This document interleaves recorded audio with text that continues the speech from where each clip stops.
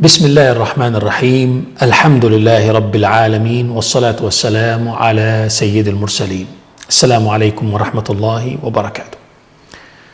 6 mistakes steal your barakah, steal your fortune, block everything in your life. Sometimes people, they say, Sheikh, I'm working hard, I'm doing everything, but I still see some blockages in my life. I still feel that barakah is missing in my life. What can I do? What should I do? And that person may be not realizing that there are some fatal mistakes that are draining your barakah, taking away your barakah. We're going to mention this today, inshallah. Listen carefully until the end because it will benefit you a lot, bi'idhnillahi ta'ala. And if you know someone who's suffering from these problems of lack of barakah, lack of fortune, blockages in his life, please share the video with them, inshallah. And don't forget to subscribe to our channel if you're not subscribed, and to click the bell to get notified of any new content, inshallah. I'll speak in points so that you can remember, inshallah. The first point is tarkus salah. The first point, and it's a common point, whether the person neglecting prayer completely, I'm talking about the 5 times prayer, whether the person neglecting the salah completely or missing some salah. Wallahi, when people come sometimes for counseling and they say, Sheikh, I'm having this issue, I'm having this problem. And then I ask them, how's your salah? Almost, wallahi al-azim, I take a qasam by Allah, almost every single one of them mentioned to me that salah is missing. Or is missing some furud, missing some fard, missing 1 fard, 2 fard, salah. And I tell the person, do you know in the caller for prayer, calls for prayer, what does he say? He say, Hayya ala salah. Then what comes after that? Hayya ala al-falah. Come to falah. Do you know what falah means? Sometimes some people, they don't know the answer. I don't know Arabic, Sheikh. Come to success. Hayya ala al-falah means come to success. You want barakah in your life, you want blessings of Allah subhanahu wa ta'ala, the blessings of Allah, the way for it is your salah. Show me a person who's punctual in his salah and doing salah properly and doing salah with khushu' and is not fortune in his life, living a good life, not necessarily living a luxurious life, but living a good life, because salah is going to draw that barakah towards you. The more you are punctual in your salah, the more you will find success in your life. The more you are punctual on the remembrance of Allah subhanahu wa ta'ala, the more you will find rizq is coming to you. That's why in the Noble Quran, Allah subhanahu wa ta'ala mentioned that one of the main goals of shaitan is to stop you from salah, to stop you from the remembrance of Allah. And salah is dhikr. Salah is considered dhikr, remembrance of Allah. The verse says in the Quran, وَيَصُدُّهُمْ عَنْ ذِكْرِ اللَّهِ وَعَنِ الصَّلَاةِ فَهَلْ أَنْتُمْ مُنْتَهُونَ. Shaitan tries to stop you from the remembrance of Allah and from salah. Will you listen to shaitan? Will you obey shaitan? It is mentioned in a short, beautiful story, a funny story, that someone, one day he missed, he put his money somewhere and he lost, or he forgot where did he put the money. Forgot where did he put the money. He kept on looking everywhere, he couldn't find the money. So then he went to the imam, he came to the imam, Sheikh, I put my money somewhere, I hid it somewhere, I don't know where did I put my money. He said, no, it's easy, I know a way to make you remember. He said, what is the way? He said, I want you to go now and go home, inshallah, and spend the night in ibadah to Allah, spend the night praying to Allah. Tahajjud and dhikr and engage in the remembrance of Allah and istighfar the whole night. I said, will this work, Sheikh? He said, yes, trust me, just go. So he went. And on the way, while the person was going back home, shaitan appeared to this person in the human form. And he reminded him, where did he put the money? He reminded him, where did he put the money? So that man went and he checked the place, he remembered the place and he went there, he found the money. So he came back to the imam again. He said, yeah, Imam, alhamdulillah, I found the money. Now I found the money. Someone came on the road and reminded me, where did I put the money? He said, wallahi, I knew shaitan won't leave you the whole night to make ibadah to Allah and to pray to Allah subhanahu wa ta'ala and to engage in dhikr. He tricked shaitan here. The lesson for us is that the more you mess around with salah, the more everything will be upside down. And the more you are punctual in your salah, the more things will fall in place. The more your life will click. The more you will find protection, shelter of Allah, because you want from Allah the help. You want the support of Allah Azza wa Jal. How will this happen when you're not obeying Allah? How will this happen when you're not obeying Allah subhanahu wa ta'ala? One of our asatids used to say, ما عند الله لا يدرك إلا بطاعته. What Allah has for you and what you have hope to achieve by Allah, you will not get it while you're disobeying Allah. You need to pray to Allah. You need to make sure that you give haqqullah, the right of Allah subhanahu wa ta'ala. And Allah is not asking you for so much. How can you miss your salah? How can you're supposed to do extra. You're supposed to do sunnah salah and duha salah, nafil and tahajjud salah, etc. No, missing the fard. That salah that will take you 3 to 5 minutes, you missing it. Missing your fortune. والله يا أخوة سيدنا عمر بن الخطاب رضي الله عنه says لا حظ في الإسلام لمن ترك الصلاة. He said it literally. He said there is no fortune in Islam to anyone who misses salah. No fortune. And this is يعني مجرب. It's tried out of experience of so many people. The more you are punctual in your salah, the more you will find fortune. I've seen so many people who are successful in their lives. Wallahi, adhan is there, first saf in the masjid. MashaAllah. But if you couldn't make it in the masjid, at least don't miss it completely. Don't miss your salah completely. This is the first point. Let us go on to the second point. The second point is very important. I want you to pay attention to all these points because it makes a difference in our life. عدم الرضا, lack of satisfaction. What is it? Lack of satisfaction, no contentment. A person, why me? Why this is happening to me? I have little. Keeps comparing himself to others and is not happy, is not pleased with the taqdeer of Allah subhanahu wa ta'ala. He failed the test. Well, sometimes Allah is putting you into a certain difficulty or you lack certain resources as a test from Allah. Allah is testing you. Allah is testing your rida. Will you accept the taqdeer of Allah or not? You fail the test. What happens when you fail the test? What happens when you fail a test in dunya, in this worldly life? What happens when you fail the exam? A repeat. You take a repeat. You retake the exam again. So again you are being placed into a difficulty. And that person fails again and he keeps complaining. I am having this issue. I am having this problem. I am lacking this. A problem happened to me. I am sick. I am this. I am that. He keeps complaining. You fail again. Ya akhi, when are you going to be radi? When are you going to be content? When are you going to succeed the test? It's time to say, Alhamdulillah. All praises to Allah. I am fine. As long as I have my deen, I'm fine.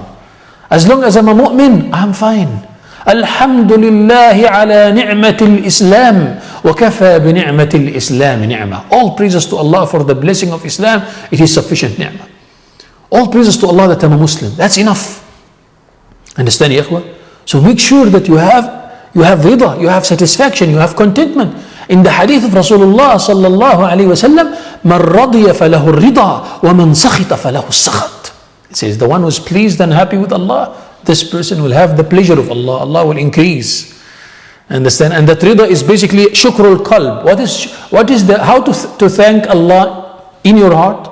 We spoke before about the different types of shukr, different types of being thankful to Allah subhanahu wa ta'ala. Ash-shukru bil lisan, to be thankful to Allah by your tongue, verbal thanks, saying Alhamdulillah, right? Ash-shukru bil amal, by utilizing the blessings of Allah upon you, using them in a correct way, that's also shukr. Wa-shukru bil jinan, inside your heart you are thankful to Allah. How? Contentment. Ar-rida, I'm okay, Alhamdulillah. Inside your heart, you are okay. Now what happens when you have that shukrun bil jinan inside your heart, you are happy? La-in shakartum la azidannakum. This is the formula, it will never change. If you are thankful, I shall increase you. That's what Allah said. If you are thankful, I shall increase you. So you will enjoy already many blessings. Just be content with the taqdeer of Allah. Those people who have an-nafsul mutma'innah, this cool, calming, content heart, for them the khair of this life and the khair of the next life. All the goodness of this life and all the goodness of next life. Because of what? Because of their content heart. Alhamdulillah. I am okay. Look at those people who are less fortunate than you. There are some people who don't find food for 3 days. I've seen some people like that. Wallahi al-azim. There are some people who don't find water. They have to walk 15 kilometers to find water. Alhamdulillah, you are still fine. There are some people who sleep in the streets. They don't have a shelter. You have a house. You have a roof on top of you. Thank and praise Allah. Be content with the taqdeer of Allah. There are millions of people who have no families, no parents. You have parents. Thank and praise Allah. Alhamdulillah. This contentment will bring you barakah. This contentment will bring you barakah. But when you lack contentment, what will happen? You will miss barakah. And then you say, I don't know why. I'm doing everything, Sheikh. But you don't have contentment. That's the problem. Maybe you're making salah. Maybe you're giving zakah. Maybe you're doing all the points that I'm going to be mentioning now. But you're lacking this point of contentment. This is the point that's stealing your barakah. This is the point that is depriving you of your fortune. Say, Alhamdulillah. Be upright on the path of Allah subhanahu wa ta'ala. Right. Let's move on. The third point. Su'ul dhann billah. Having bad expectation of Allah. Ya Allah. Can some people have bad expectation of Allah? Yeah, they're thinking always negativity. And negativity draw negativity. And positivity draw positivity. Being optimistic will bring you khair. That's why كان رسول الله صلى الله عليه وسلم يحب الفأل. The hadith says the Prophet ﷺ loved optimism. He loved positivity. He loved optimism. And vice versa. He used not to love pessimistic people and looking at things negatively. Always, don't worry, don't fear. The good is going to come. Some people, they expect the bad to come. And because they expect the bad to come, the bad really comes. Because they don't think good of Allah subhanahu wa ta'ala. You need to think good of Allah. You need to think that Allah will do all the khair for you. So the khair will come to you. إن يعلم الله في قلوبكم خيرا يؤتكم خيرا. There's a verse in the Quran that says, if Allah sees in your heart there is khair, there is goodness, there is good expectation of Allah, Allah will bring you that khair. But if you have bad expectation of Allah, ذلكم ظنكم الذي ظننتم بربكم أرداكم. Allah says that evil thoughts about your Lord, it will drop you down. It's a verse in the Quran. These are verses in the Quran. We're not inventing this. Have good expectation of Allah. No, all the khair will come. No, I will be successful. But no, I'm fearing poverty. What will happen? I will lose my job. Don't worry. Allah is the distributor of arzaq. Allah will give you provision. Allah will open the doors for you. Just don't. You are just a servant of Allah on earth for a little while. Don't worry. Look at the good expectation of our brothers and sisters in Palestine. They are so firm. They are so firm on the path of Allah subhanahu wa ta'ala. They find them suffering, having lots of problems, etc. And they still, the motive is so strong.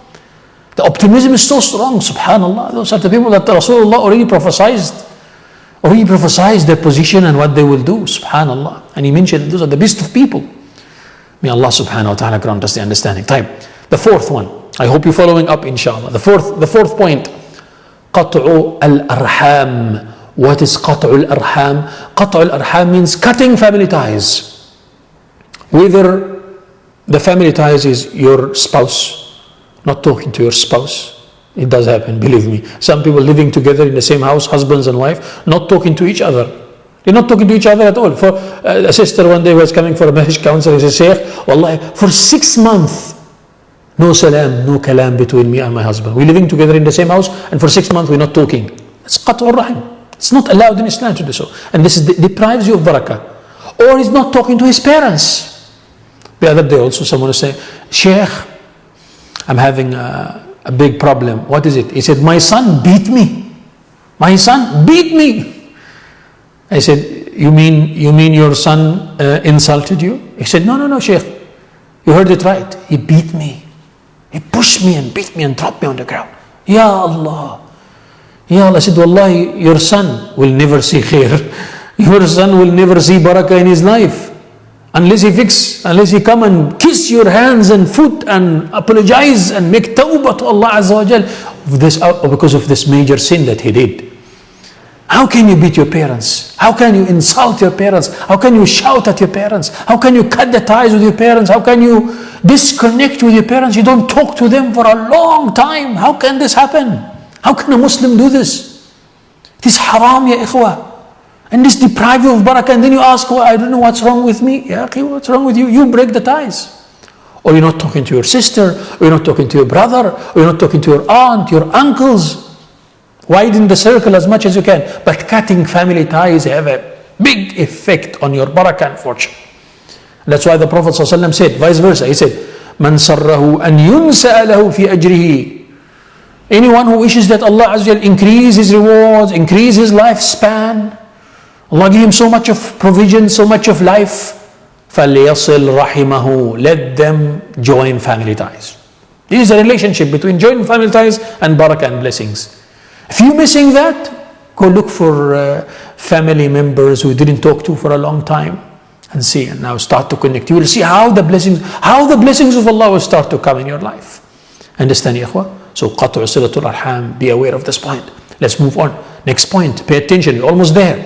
Number 5, living a life that has no planning, no goals, no motives, nothing at all. That person is a lazy person, and his mind is free.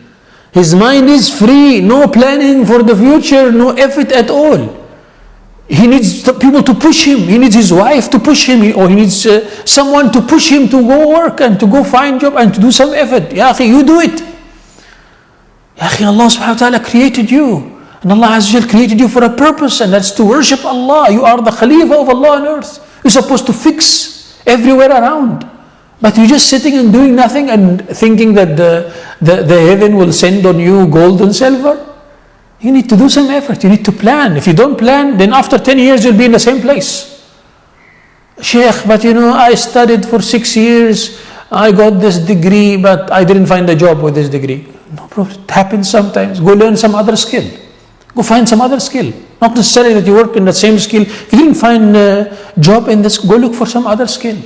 Learn some other skill. Improve yourself. Develop yourself. See what you like, what skills you like, what talents you have, and increase your knowledge about that, and start working in it. Start making some business, etc. Do some effort. Plan to develop spiritually, to develop your physical skills, develop every skill that you have. But you need to plan for your life, plan when you're going to get married, plan for your life. But then if you don't plan and you just sit and relax and thinking everything will be fine, you need to do some effort. We make dua and we do some effort, and Allah subhanahu wa ta'ala loves that person. Allah loves that al-abdul muhtarif, that mu'min, that Muslim who learns some skill. Al-yadul ulya khayrun min al-yad al-sufla. The Prophet said, the upper hand is better than the lower hand. The hand that gives is better than the hand that takes. Al-mu'min al-qawi khayrun wa ahabbu ila Allah min al-mu'min al-da'if. The strong believer is better and more dear to Allah than the weak believer who needs someone to carry him. No, you carry others. So you need to stand up and rise and have a goal. I want to reach this goal, and plan and write it down and take notes and start working on it. Wallahi al-azim, will achieve it. But take notes of what you want to achieve. Write down. If you don't write down, forget where you start. You won't start. You need to start. Say Bismillah and make dua. Make dua to Allah Azza wa Jal to protect you from laziness. Allahumma inni a'udhu bika min al-ajzi wal-kasal. Ya Allah, I seek protection in you from ajz, inability, and from kasal, from laziness. You will see how Allah subhanahu wa ta'ala will strengthen you. And wake up early and start early. Bismillah, that will draw barakah to you. May Allah subhanahu wa ta'ala bless you. Right. Point number 6. We're almost there. One more point left. But listen carefully. These 2 points, last 2 points. No sadaqah, no lillah. That person who's missing barakah, why is missing barakah? Why is missing fortune? There is no lillah, no deen in his life. There is nothing for the deen in his life. There's nothing that he does for the deen in his life. And because of that, there is no barakah. Allah will give those who do something for the deen. What did you do for Islam? Yesterday someone was telling me, Sheikh, I love to give sadaqah every day. This is my covenant with Allah. I love to give sadaqah every day. I said, Allah will bless you. Allah will increase you. Allah Azza wa Jal will bless your wealth. Allah will increase you because you do something for the deen. Some people, Sheikh, what I do for the deen, I take care of the masjid. Whether financially, cleaning, sweeping, whatever. Sheikh, I take part in an Islamic da'wah movement. or Islamic Dawah organization, I do this with them. I distribute Quran. Sheikh, I help the poor. Sheikh, I give parcels of food. Sheikh, I support online da'wah. Sheikh, I support lectures. I support dua to Allah. I do this, I do that. I want to spread the deen. Be part of the deen. Be part of serving the deen. The Arabs have a beautiful statement. They say, "Al-markibu allati laysa fiha lillah taghraq." A boat that doesn't have something for Allah will sink. I'm going to say it again. A boat that doesn't have something for Allah will sink. The more you have something for Allah in your salary, in your income, in your life, you spend from whatever Allah granted you. Say, Sheikh, I don't have, whatever Allah granted you. Allah granted you knowledge, you spend from it. Allah granted you power, you spend from it. Allah, you have a car. I know someone who have a taxi. So every day he must give some people for free. Some people for free. Say, this is for Allah. And those who can't pay, I'll excuse them for the sake of Allah. Some doctors also for Allah. If you are a doctor, some patients for the sake of Allah. And I see that the situation is a bit, they're not able to pay, then I will, for the sake of Allah. No worry, don't worry about it. Or they help the dua to Allah. Some doctors, may Allah bless them, they see dua to Allah, or scholars of Deen, etc. They say, you are serving the Deen, Sheikh? Yes, and I'm also serving you to be part of serving the Deen. So you don't pay. Allahu Akbar. Some imams, you take care of them. Some people here, there. You are doing something for the Deen, and your niyyah, your intention is for Allah. See how Allah subhanahu wa ta'ala will bless your life because of that. Understand, ya ikhwan? Tayyib. So try to give sadaqah or to do something for the Deen according to your capacity. The last point is al-ma'siyah. Stay away from ma'siyah. Why? Because ma'siyah will ruin the barakah. Ma'siyah will distance you away from Allah. Maybe you're doing everything that I mentioned now, but you're doing sinful acts. There are some major sins in your life. There are some big sins in your life. You need to give this up. Why? Because you're doing every khair from there, but there is a hole in the basket. There is a hole in the basket. Every khair you put in the basket, but there is a hole there. That hole is the ma'siyah, the sinful act. There's a hole there. Everything falls down. Ma'siyah, sayyat, drains everything. Stay away from haram, especially if there is a major sin. I'm going to repeat it. Especially if there is a major sin in your life. You need to give it up. You need to give it up. It's time. It's time to give it up. I'm tired of that. وَاتَّقُوا اللَّهَ الَّذِي تَسَاءَلُونَ بِهِ وَالْأَرْحَامِ. Allah says, fear Allah, the one who you ask Him, the one who you have hope in Him, the one who you ask Him to help you, the one who you want that Allah give you karam and generosity, etc., etc. You need to give up the bad habits. And you know yourself better. بل الإنسان على نفسه بصيرة ولو ألقى معاذيره. Allah says everyone is aware of his situation. You know where shaitan comes to you from. You know the doors of shaitan. Close it. It's time to live a decent life. It's time to live a life that you feel from inside, I'm happy, alhamdulillah, I don't need anything. I'm okay with Allah. As long as my relationship with Allah is fine, I don't care. Understand, ya ikhwan? May Allah subhanahu wa ta'ala grant us the understanding. May Allah bless you. May Allah increase you. Say Ameen. May Allah protect you. May Allah bless you and your family. Allahumma Ameen ya Rabbil Alameen. If you know anyone who's suffering from this issue of barakah, lack of barakah, etc., please share the video with them. وَالدَّالُّ عَلَى الْخَيْرِ كَفَاعِلِهِ. One who guides people to khair, you get similar thawab, inshallah. You can tag them in the video, or you can share with them the video, inshallah. And I hope that you benefited from this video. And if you have if you personally experienced any of this, any of these points that I mentioned, or you personally experienced any lack of barakah in your life, please share with us your story and what dua helped you, what points how did you get out of that? Maybe you have some other points to mention to us as well. What dua you use, or what act of good you do when you are having this problem of the lack of barakah. May Allah protect you all and bless you. Allahumma Ameen. أقول قولي هذا وأستغفر الله لي ولكم فاستغفروه والحمد لله رب العالمين.